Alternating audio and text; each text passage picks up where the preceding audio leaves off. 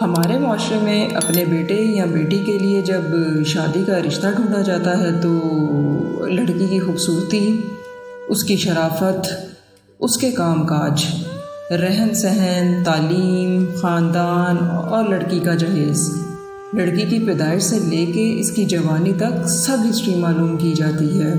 لیکن لڑکے کی صرف ایک نوکری کا ہونا ضروری ہے۔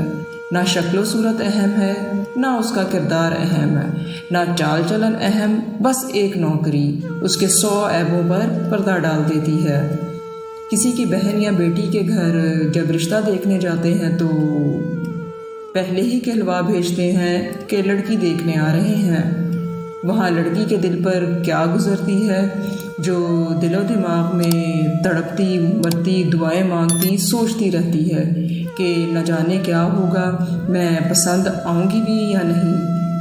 اوپر سے جہالت یہ ہے کہ لوگ کسی کی بہن بیٹی کو بلاتے ہیں، اس کو چلنے کا کہا جاتا ہے، جیسے کسی منڈی میں بھیڑ بکریوں کو کچھ قدم چلا کر پسند کیا جاتا ہے۔